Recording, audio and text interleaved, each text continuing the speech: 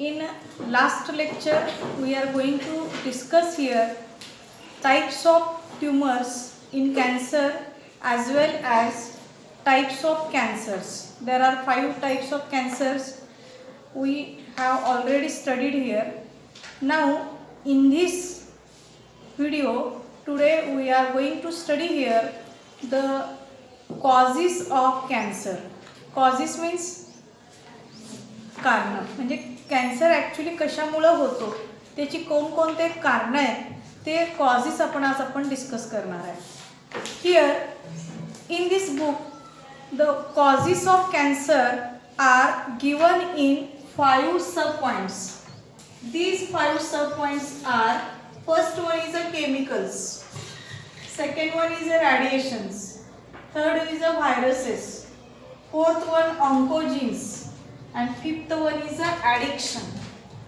All these points are known as the causes of cancer. These are the headlines which are studied here with the help of the information. Then in this first chemicals means all these factors are causing cancer, therefore these are carcinogenic factors. Carcinogenic means cancer cause करणारे. मग cancer cause करणारे जे घटक आहेत ते सगळे carcinogenic घटक असतात. therefore first one is a chemicals. in these chemicals म्हणजे रसायन. मुलांना अजूनही आपल्याला पर्टिक्युलर कॅन्सर पर्टिक्युलर घटकामुळे झाला हे सांगू शकत नाही आपण. तुम्ही डॉक्टरांना विचारा हा कॅन्सर कशामुळे झाला तर ते तुम्हाला त्याच्या पुढे एक 4 ते 5 प्रकार सांगतील, म्हणजे 4 ते 5 फॅक्टर सांगतील याच्यामुळे झाला. नेमका कशामुळे झाला हे कोणीही सांगू शकत नाही. समजते का तुम्हाला? म्हणजे नेमका कॅन्सरचा कॉज काय आहे. काही जण म्हणतील प्रदूषणाने झाला, काही जण म्हणतील धूम्रपानामुळे झाला, काही जण म्हणतील त्या जीन्समुळे झाला, डिफेक्टिव्ह जीन्समुळे झाला वगैरे वगैरे. म्हणजे इथं नेमकं कॉज जे आहे कॅन्सरचं ते अजूनही कुणाला सांगता येत नाही. पण तरीसुद्धा इथं आपण काही कॅन्सर कॉज करणारे जे फॅक्टर्स आपण म्हणतो की सर्वानुमते काय फॅक्टर्स असतील तर पहिला फॅक्टर आहे chemicals. therefore in chemicals the harmful chemicals which are induce cancer, that chemicals are nicotine. These have included nicotine. second one is a caffeine, third one is a combustion of coal. आता यातलं nicotine माहिती तुम्हाला कशात असतो सांगा? तंबाखू मध्ये. Correct. Caffeine बरोबर. अजून कंबशन ऑफ कोल म्हणजे कोळसा जाळल्यामुळं जो प्रदूषण जे तयार होतं. अँड ऑइल म्हणजे इंधनाच्या ज्वलनातून निघणारं जे काही धूर आहे. In chemicals there are several polycyclic hydrocarbons, some sex hormones as well as steroids are also carcinogenic. Means आता याच्यामध्ये पॉलिसायक्लिक हायड्रोकार्बन्समध्ये मुलांना प्लास्टिक येतं. आता काही गोष्टी बघा, तुम्ही प्लास्टिकच्या बॉटलमधून पाणी पिणं, प्लास्टिकच्या डब्यातून तुम्ही जे काय अन्नपदार्थ खात असाल तर ते सुद्धा खाणं चुकीचं आहे. म्हणजे यातून सुद्धा कॅन्सर कॉज होऊ शकतो. एवढंच नाही, काही सेक्स हार्मोन्सचं ॲबनॉर्मल सिक्रेशन होऊ लागलं. ॲबनॉर्मल शब्द कळतोय ना तुम्हाला? म्हणजे प्रमाणापेक्षा जर ते जास्त सिक्रेट होऊ लागले किंवा काही स्टिरॉइड्स. आता बऱ्याच जणांना स्टिरॉइड्स घ्यायची सवय असते. म्हणजे बऱ्याच आजारांवरती काय केलं जातं, उपचार म्हणून स्टिरॉइड्स दिले जातात. स्टिरॉइड्स माहिती आहेत ना तुम्हाला? म्हणजे एक प्रकारचे मादक द्रव्य आहेत, लक्षात ठेवा. ते काही कालावधीपुरतं त्या वेदना काय होतात, कमी होतात. आणि या स्टिरॉइड्समुळे सुद्धा काय होऊ शकतं, कॅन्सर कॉज होऊ शकतो. आणि म्हणून हे सगळे काय एक प्रकारचे केमिकल्स आहेत की ज्याच्याद्वारे कॅन्सर कॉज होऊ शकतो. नेक्स्ट आहे breast cancer. Seems to have hormonal relationship. It is more commonly observed in woman who avoid breast feeding. म्हणजे ब्रेस्ट कॅन्सर हा जनरली फिमेलमध्ये खूप जोरात पसरत आहे. लक्षात ठेवा, पसरला याचा अर्थ काय, हा संसर्गजन्य नाही आहे, तरी सुद्धा ब्रेस्ट कॅन्सर हा प्रकार स्त्रियांमध्ये खूप मोठ्या प्रमाणात आज घडून येऊ लागला आहे. याच्यामुळं काय केलं जातं, तो भाग काय केला जातो, कट केला जातो, म्हणजे ब्रेस्ट काढून टाकलं जातं ऑपरेशनद्वारे. मग हा प्रकार जो आहे ब्रेस्ट कॅन्सर ज्या स्त्रीला आहे तिनं ब्रेस्ट फीडिंग म्हणजे बाळाला स्तनपान करणं बंद केलं पाहिजे. म्हणजे एक प्रकारे हा सुद्धा प्रकार जो आहे ब्रेस्ट फिडिंगचा, हा म्हणजे ब्रेस्ट कॅन्सर हा खूप मोठ्या प्रमाणात वाढलेला आहे. नेक्स्ट आहे रॅडिएशन्स. मुलांनो, कॅन्सर कॉज करणारा सेकंड मोस्ट इम्पॉर्टंट पॉइंट आहे रॅडिएशन्स. रॅडिएशन्स म्हणजे सगळे काय सांगा, किरणोत्सार. जे किरणोत्सार आहेत ते सगळ्या प्रकारचे रॅडिएशन्स अतिशय घातक असतात असं आपण म्हणतो, आहे ना. आता यामध्ये किरणोत्सारामध्ये radiations include X rays, gamma rays, then cosmic rays, ultraviolet rays. Ultraviolet radiations माहिती आहेत की नाही तुम्हाला, हे सगळे आर कार्सिनोजेनिक. हे सगळे कार्सिनोजेनिक. मुलांना आपल्या पृथ्वीच्या भोवताली ओझोनचा लेअर आहे आणि खरोखर ओझोनचं कवच आहे म्हणूनच आज आपण इथं सुरक्षित आहे. मुलांना हे ओझोनचं कवच जर कमी झालं 100% आपण 10 ते 15 दिवसाच्या आत आपण करपून जाऊ. लक्षात ठेवा, करपून जाऊ अक्षरशः. म्हणजे हे सगळे हार्मफुल रेज जे आहेत सूर्यापासून येणारे, म्हणजे ते येणारे हे अल्ट्राव्हायोलेट रेज आहेत ते इतके घातक आहेत. मग त्याला संरक्षक कवच जे आहे पृथ्वीपर्यंत पोहोचण्यासाठी, त्याला संरक्षक कवच म्हणजे आपल्या पृथ्वीला कोण आहे, ओझोन आहे. आणि ओझोन हा आपलं सर्वांचं सगळ्या लिव्हिंग ऑर्गॅनिझमचं काय करतोय, संरक्षण करतोय. आणि म्हणून म्हटलंय की ते अल्फा रेज आहेत, गॅमा रेज आहेत, त्यानंतर एक्स रेज आहेत. आता बघा तुम्ही बघताय मोबाईलचे टॉवर्स. हे मोबाईलचे टॉवर्स सुद्धा काय करतात, रॅडिएशन्स इमिट करतात. जिथं मोबाईलचे टॉवर्स आहेत तिथं बघा तुम्ही आसपास पक्षी आहेत काय, बघा नाही. म्हणजे हे मोबाईलचे टॉवर सुद्धा रॅडिएशन्स इमिट करतात आणि हे इतके घातक आहेत की त्या रॅडिएशन्समुळं काय होतात, आपले कॅन्सरचं प्रमाण वाढलेलं आहे.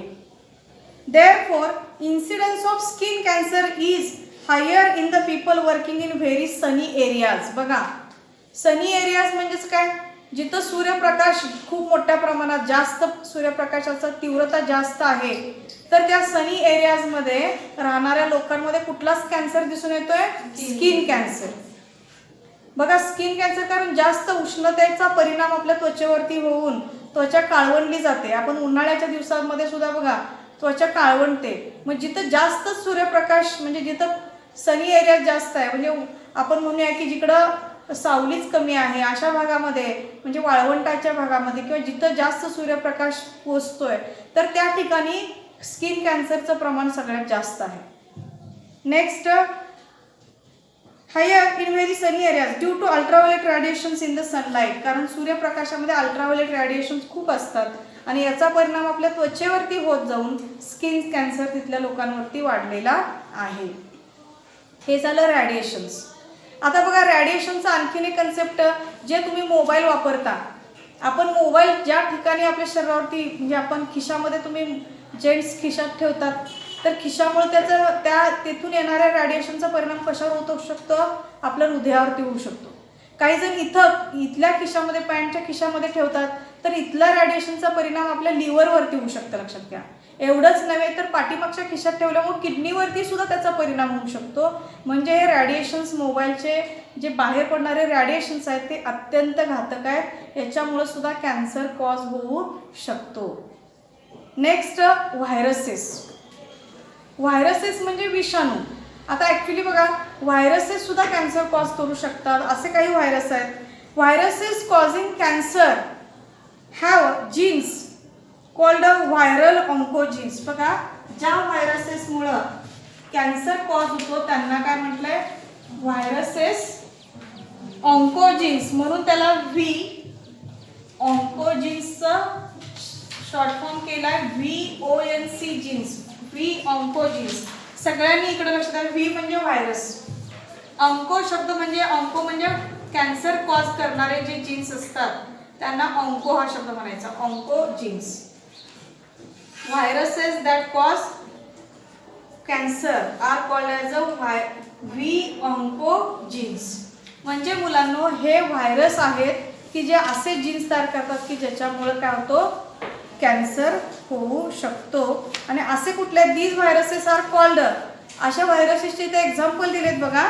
ऑन्कोजेनिक व्हायरसेस, यांचं नाव आहे. ऑन्कोजेनिक व्हायरसेसमध्ये एक्झाम्पल दिलेलं आहे EBV, इप्स्टन बार व्हायरस. त्याला अधोरेखित करा. इप्स्टन बार व्हायरस हा व्हायरस जो आहे तो कॅन्सर कॉझिंग जीन प्रोड्यूस करतो. दुसरा आहे HPV, human papilloma virus. Human papilloma virus. हे दोन्ही व्हायरस काय आहेत, एक प्रकारचे ऑन्कोजीन्स तयार करतात, म्हणजे कॅन्सर कॉझिंग जीन्स तयार करतात. कळलं. आता नेक्स्ट पॉइंट आहे, नेक्स्ट कॉज आहे ऑन्कोजीन्स. ऑन्कोजीन्स या शब्दातलाच अर्थ आहे मुलांनो cancer causing genes. These oncogenes are several genes of oncogenes, that is a C oncogenes. म्हणजेच आता मुलांनो याला म्हणायचं सेल्युलर ऑन्कोजीन्स. आणि सेल्युलर ऑन्कोजीन्सचा शॉर्ट फॉर्म केलाय सेल्युलरचा C आणि ऑन्कोजीन्सचा ONC जीन्स. म्हणजे इथं cellular oncogenes, cellular C ONC oncogenes, cellular oncogenes. म्हणजे हे जे जीन्स आहेत हे सेल मधून काय करतात, कॅन्सर कॉज करतात. आता याच्यामध्ये these have been identified in normal cells which when activated under certain condition could lead to oncogenic transformation of cells. हे जे सेल्स असतात म्हणजे हे ऑन्कोजीन्स जे आहेत हे सेल मध्ये काय करतात, पहिल्यांदा सेल मधून काय करतात, ऍक्टिवेट अंडर सर्टन कंडिशन, काही कंडिशन मध्ये सेल्सला ऍक्टिवेट करतात आणि त्याच्यापासून would lead to oncogenic transformation of cells. याच्यामधून सेलचं ट्रान्सफॉर्मेशन कशामध्ये होतं, कॅन्सर सेलमध्ये होतं. म्हणजे नॉर्मल सेलला काय करतात, हे इन्फेक्शन घडवतात आणि त्याच्यापासून त्याचं रूपांतर कॅन्सर सेलमध्ये घडवून आणतात. आणि लास्टचं कॉज आहे ॲडिक्शन. ॲडिक्शन म्हणजे काय रे मुलांना, व्यसन. ॲडिक्शन म्हणजे व्यसन. म्हणजे आता इथं आपण म्हणूया ॲडिक्शन हे फक्त काय अल्कोहोलचंच असायला पाहिजे असं नाही आहे. ॲडिक्शन अनेक पदार्थांचं, इतर कार्सिनोजेनिक घटकांचं असेल. आता याच्यामध्ये different types of addictions like smoking. Smoking माहिती आहे तुम्हाला, धूम्रपान करणे.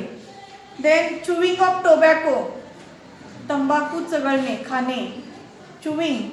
Lead to cancer of mouth. ह्याच्यामुळे कुठला कॅन्सर होऊ शकतो, तोंडाचा कॅन्सर होऊ शकतो, लिप्स ओठांचा होऊ शकतो, लंग्स फुफ्फुसांचा पण होऊ शकतो. सतत बिडी सिगारेट ओढणाऱ्या लोकांना फुफ्फुसाचा कॅन्सर होतो. म्हणजे हे सुद्धा एक प्रकारचे ॲडिक्शन्स जे आहेत हे सुद्धा घातक असतात. Alcohol consumption may result in cancer of oesophagus.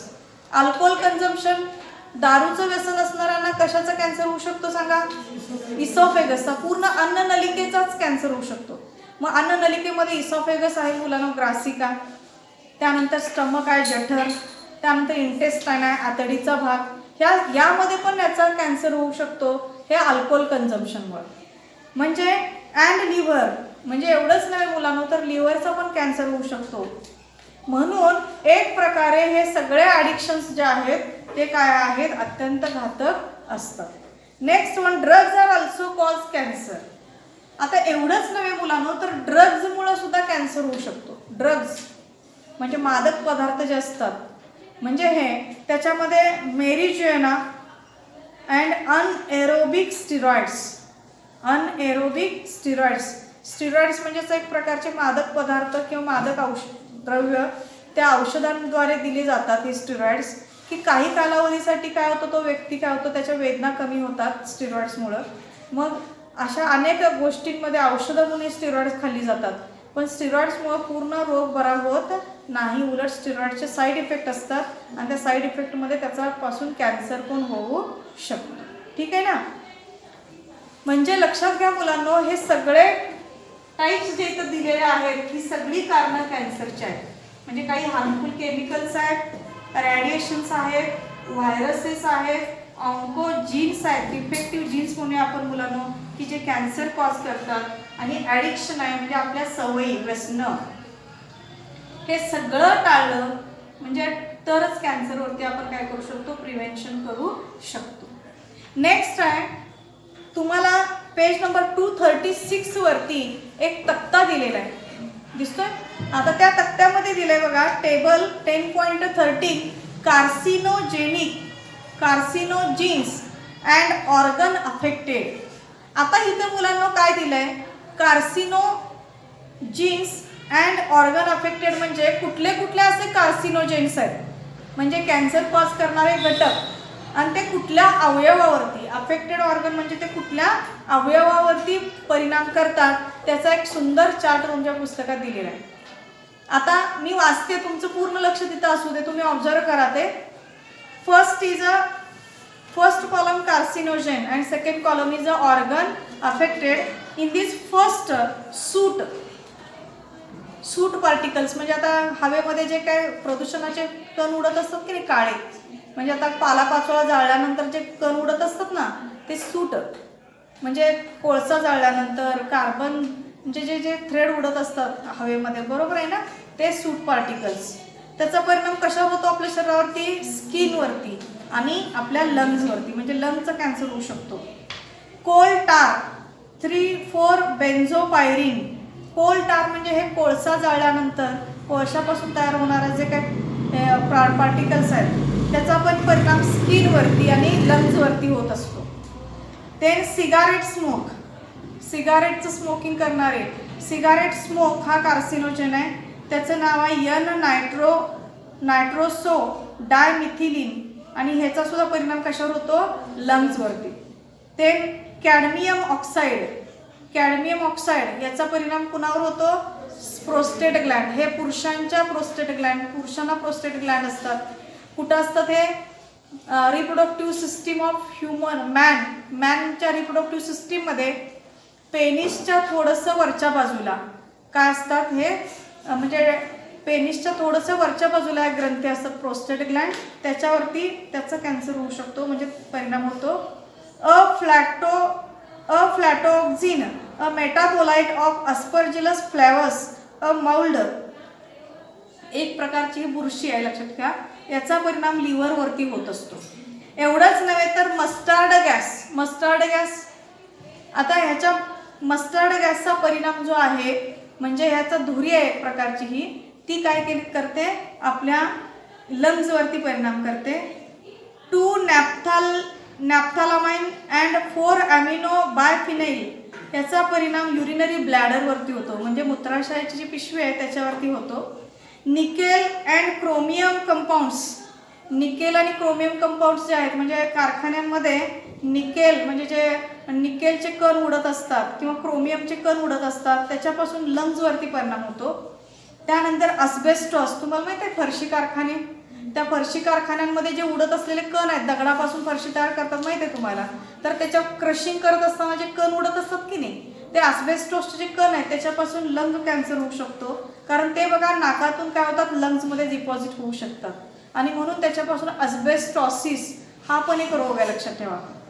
त्यानंतर आहे डायइथिल स्टिबेस्ट्रॉल, DES, डायइथिल स्टिलबेस्ट्रॉल, हा स्त्रियांच्या वजायनामध्ये त्याचा परिणाम होऊ शकतो, आणि म्हणून वजायनल कॅन्सर होऊ शकतो, म्हणजे वजायनावरती त्याचा परिणाम आहे. आणि शेवटचा आहे व्हिनिल क्लोराईड, शॉर्टमध्ये त्याला VC म्हटलंय, त्याचा परिणाम लिव्हरवरती होत असतो, म्हणजे आपल्या यकृतावरती. म्हणजे हे सगळे घटक हे कार्सिनोजेन आहेत, आणि ह्या कार्सिनोजेनचा परिणाम आपल्या शरीरावरती कोणकोणत्या अवयवांवरती होत असतो याचा एक सुंदर चार्ट इथं दिलेला आहे. Then next point is a treatment of cancer. म्हणजे आता आपण कॅन्सरचे कॉजेस बघितले, कार्सिनोजेनिक एजंट्स बघितले. देन आता आपण ट्रीटमेंट म्हणजे कॅन्सरवरती आत्तापर्यंत आपण कोणकोणते ट्रीटमेंट करत आहोत, म्हणजे कोणकोणत्या प्रकारची ट्रीटमेंट असते याच्याविषयी माहिती घेणार आहे. याची सुद्धा in treatment there are 5 sub points. First one is a chemotherapy, then radiotherapy, surgery, immunotherapy and supportive therapy. In this first is a chemotherapy. Chemotherapy ह्या शब्दातच अर्थ आहे मुलांनो. किमो मीन्स केमिकल, म्हणजे याच्यामध्ये केमिकलचा मारा केला जातो कॅन्सर सेलवर आणि त्या केमिकल्सद्वारे कॅन्सरच्या सेल्स मारल्या जातात. In this chemotherapy comprises administration of certain anti cancer drugs. म्हणजे ह्याच्यामध्ये काय केलं जातं मुलांनो? अँटी कॅन्सर ड्रग्ज दिले जातात. शब्दातला अर्थ तुम्हाला कळाला का? अँटी कॅन्सर म्हणजे कॅन्सरला मारणारे, कॅन्सर पेशींना मारणारे काही ड्रग्ज दिले जातात. Anti cancer drugs check cell division by inhibiting DNA synthesis or are more toxic to cancerous cells than to normal cells. म्हणजे हे अँटी कॅन्सर ड्रग काय करतात मुलांनो? ज्या काही कॅन्सर सेल्स आहेत त्या कॅन्सर सेल्स मधला DNA जे सिंथेसिस होतात ना, त्या DNAलाच ते किल करतात. म्हणजे DNAच्या हॅबिटलाच DNAलाच काय करतात? ते इनहिबिट करतात. इनहिबिट म्हणजे रोखतात आणि त्यामुळे ॲक्च्युली DNA तयार झाला नाही तर म्हणजे न्यूक्लियसमधला DNA तयार झाला नाही तर पुढची सेल तयार होणार नाही. Therefore it inhibiting DNA synthesis and these are more toxic. म्हणजे हे इतके टॉक्सिक असतात की त्या these are more toxic to cancerous cells than to normal cells. बरोबर हे अँटी कॅन्सर ड्रग जे आहेत ते नॉर्मल सेलपेक्षा कॅन्सरस सेलच्या बाबतीत ते खूप काय असतात? विषारी असतात आणि त्यामुळे कॅन्सर सेलला ते काय करतात? पटकन काय करतात? मारून टाकतात. आणि म्हणून chemotherapy may lead to hair loss. आता किमोथेरपी चालू असते तेव्हा त्या व्यक्तीचे हेअर लॉस होऊ शकतं. हेअर लॉस म्हणजे त्याच्या डोक्यावरचे केस गळून जातात. और ॲनिमिया, आणि पूर्ण त्याच्या शरीरातलं रक्त पण कमी होतं, म्हणजे तो एकदम बारीक होतो, क्षय झाल्यासारखा पूर्ण रक्त त्याच्या शरीरातलं कमी होतं. But both get corrected after the treatment is stopped. पण जेव्हा ट्रीटमेंट पुन्हा काय केली जाते? स्टॉप केली जाते. म्हणजे किमोथेरपी संपली म्हणजे काही कालावधीनंतर किमोथेरपी संपल्यानंतर ट्रीटमेंट स्टॉप केली जाते तेव्हा परत पुन्हा नव्यानं केस येतात. लक्षात आलं का? म्हणजे कॅन्सर थेरपीमध्ये किमोथेरपी जी आहे, किमोथेरपीमध्ये काही कालावधीसाठी किमोथेरपी चालू असते तेव्हा त्या व्यक्तीचे केस जाऊ शकतात, पण पुन्हा किमोथेरपी बंद केल्यानंतर पुन्हा केस परत नव्यानं येतात. लक्षात आलं? हे किमोथेरपी ह्याच्यामध्ये अँटी कॅन्सर ड्रग्ज काय केले जातात? त्या व्यक्तीला दिले जातात. म्हणजे जिथं कॅन्सरस सेल्स आहेत त्यांना मारण्यासाठी हे अँटी कॅन्सर ड्रग्ज दिले जातात आणि त्याच्यावरनं त्याचं काय केलं तर सेल डिव्हिजन तिथल्या तिथं थांबवलं जातं. Next one is a radiotherapy. Second one is a radiotherapy. आत्ताच आपण बघितलं कॉजेसमध्ये पण मुलांना हेच बरेच घटक आलेले, रेडिएशन्स आलेलं ना, पण रेडिएशनचाच उपयोग आता इथं थेरपी म्हणून पण करायचा आहे आपल्याला. ह्या रेडिएशन्समुळे कॅन्सर पण कॉज होतोय आणि ह्याच रेडिएशनचा उपयोग आपल्याला इथं ट्रीटमेंटसाठी पण करता येतो. मग radiotherapy includes addition to chemotherapy. काही वेळेला किमोथेरपी बरोबरच रेडिओथेरपी पण दिली जाते. Then in radiotherapy the basic principle is to, ह्याला अधोरेखित करा आता. ह्यात रेडिओथेरपीमध्ये बेसिक प्रिन्सिपल काय आहे बघा? To bombard the cancerous tissue or cells with the rays with from radio materials. म्हणजे इथं रेडिओ मटेरियल म्हणजे जे रेज आहेत रेडिओ रेडिएशन्सचे ते रेज काय केले जातात? त्या कॅन्सरस पेशीवरती त्याचा मारा केला जातो. बंबार्डिंग करणे म्हणजे काय करणे? मारा करणे. म्हणजे तिथं कॅन्सर पेशीवरती रेडिएशनचा मारा केला जातो आणि त्या पेशी तिथलं समूळ नष्ट केल्या जातात. म्हणजे ह्याला रेडिओथेरपी म्हणायचं. For treatment the cancer tissue or cells are expose to radiation from radio materials such as. बघा आता मग हे रेडिओ मटेरियल कुठले कुठले आहेत त्याला अधोरेखित करा. Cobalt, iridium and iodine. The rays, X rays, gamma rays and charged particles are used to destroy the cancerous tissue. मग याच्यामध्ये कुठले कुठले रेडिएशन्स वापरले जातात मुलांना? कुठले कुठले रेजचा वापर केला जातो? एक्स रेजचा, gamma rays and charge particles. हे चार्ज पार्टिकलचा पण उपयोग करून कॅन्सरस सेल्स मारल्या जातात, कॅन्सरस टिश्यू नष्ट केल्या जातात. But cause minimum damage to the surrounding normal tissue or cells. म्हणजे पण ह्याच्यामुळं जिथं कॅन्सर पेशी आहे त्याच्या शेजारच्या पेशींना पण याचा परिणाम होण्याची शक्यता असते. पण रेडिओथेरपीमध्ये फक्त जिथं कॅन्सरचा पेशी आहेत तिथंच ह्याचा मारा केला जातो. त्यामुळे इथल्या शेजारच्या पेशींना याचा जास्त करून धोका होत नाही. म्हणजे त्याच्याबरोबर शेजारच्या पण पेशी मारल्या जाऊ शकतात ना काही वेळेला. पण या थेरपीनं मॅक्झिमम म्हणजे एक प्रकारे मिनिमम डॅमेज होईल इकडं बघितलं जातं. म्हणजे त्याच्या शेजारच्या ज्या नॉर्मल पेशी असतात तर त्या पेशींच्या नुकसान होऊ नये याच्याकडं जास्तीत जास्त ह्या रेडिओथेरपीद्वारे लक्ष दिलं जातं. म्हणजे इथं कमीत कमी डॅमेज होतो आणि मॅक्झिमम इथं कॅन्सरच्याच पेशी फक्त मारल्या जातात. Next one is surgery. Surgery म्हणजे काय सांगा? शस्त्रक्रिया. मग आता तुम्हाला लक्षात आलं का सर्जरी म्हणजे कुठं केली जात असेल सांगा? आता उदाहरणार्थ कालच आपण बघितलं ना ट्युमरचे प्रकार. तर त्यात बेनिग्न ट्युमर आहे आणि मॅलिग्नंट ट्युमर आहे. आणि तो पहिल्या अवस्थेत जर आपल्याला लक्षात आला तर हा ट्युमर काय करतो येतो सर्जरीद्वारे काय केला जातो? कट करता येतो. Therefore in surgery the entire cancerous tissue, entire म्हणजे संपूर्ण कॅन्सरस टिश्यू ऑर सेल्स, कॅन्सरच्या उती किंवा त्याच्या पेशी आर रिमूव्ड सर्जिकली. एक तर आपण त्यातल्या पेशी पण काढून टाकू शकतो किंवा सर्जरीद्वारे आपल्याला टिश्यू पण काढून टाकता येतात.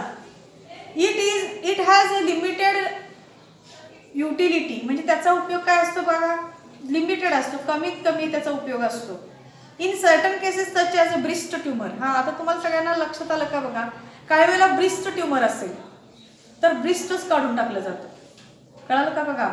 Breast tumour or uterine tumour the surgery is most effective but other treatment are also given to kill any cancerous cells that may have been escaped in surgery. हां आता बघा सर्जरीमध्ये आता आपण सांगितलं की ब्रिस्ट कॅन्सर म्हणजे सगळ्यात समजा काही स्त्रियांना आता हा ब्रिस्ट कॅन्सर माहिती आहे तुम्हाला छातीमध्ये काय होतात? हा कॅन्सर वाढत असतो आणि छातीच्या मध्ये गाठी तयार होतात. मग अशाला काय केलं जातं? त्या अशा स्त्रियांचं ब्रिस्ट काढून टाकलं जातं सर्जरीद्वारे. मग तिथून ते कॅन्सर काढून टाकला गेला पण त्यातल्या काही सेल्स समजा चुकून जरी राहिल्या असतील तर त्याच्यासाठी मग इतर पण ट्रीटमेंट दिली जाते. कुठली ट्रीटमेंट असणार मग सांगा? मग ते रेडिओथेरपी पण दिली जाते. कारण ते समजा तो भाग काढून टाकला असला तरी त्यातल्या काही पेशी जरी शिल्लक राहिल्या तिथं तरी सुद्धा त्या पेशी पसरू शकतात ना मॅलिग्नंट ट्युमरमध्ये. आणि त्यामुळं त्या इतर पेशंटला सुद्धा कॉज करू शकतात, कॅन्सर कॉज करू शकतात. आणि म्हणून सर्जरीद्वारे तो भाग जरी काढला असला तर त्याच्यानंतर उपचार म्हणून रेडिओथेरपी पण दिली जाते आणि काही वेळेला किमोथेरपी पण दिली जाते. Next one is immunotherapy. Immuno ह्या शब्दातला अर्थ आहे तुम्हाला माहित आहे? इम्युनो मीन्स इम्युन सिस्टीम म्हणजे आपली रोगप्रतिकारक शक्ती वाढवण्यासाठी therapy. Tumor cells have been shown to avoid detection and destruction by immune system. Therefore, the patients are given substances called biological response modifiers such as alpha interferon.